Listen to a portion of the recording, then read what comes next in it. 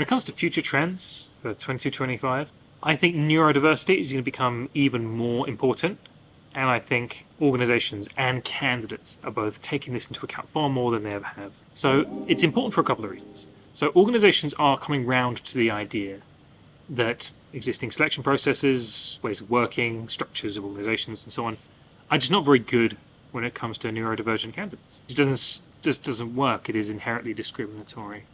The typical just CV screen and a face-to-face interview, and that's it. You know, we all sort of implicitly know that is not the ideal way of doing things. When it comes to neurodiversity, it can cause real issues. And I think that's opened the eyes of human resources, talent acquisition, and employing organizations worldwide. I think we're going to see a lot more emphasis on this, making workplaces more friendly and accepting and inclusive, making selection processes more robust. Because naturally, we don't want to put up artificial barriers. We don't want to screen people out on the basis of things that aren't actual job performance, like neurodivergence. We sort of see at the top of organizations people who are often neurodivergent. We see entrepreneurs who are dyslexic or have ADHD.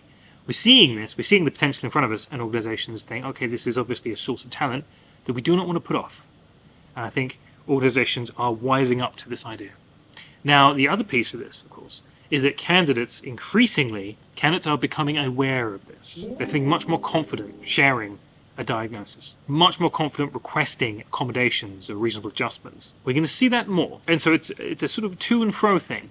Organizations are recognizing its importance and impact. Candidates following suit, more likely to be open, more likely to be sharing that information, requesting accommodations. And so organizations, of course, will need to have strategies for that. Know what is reasonable and what is not reasonable. Know what accommodations are practical and are not practical. Those two things go hand in hand, and we're seeing this happen. It's not just coming from the organizations and from the sort of HR teams and talent acquisition teams. It's coming from everywhere.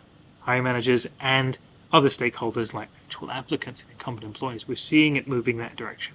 And I see it moving progressively in that direction, and I think people should embrace it.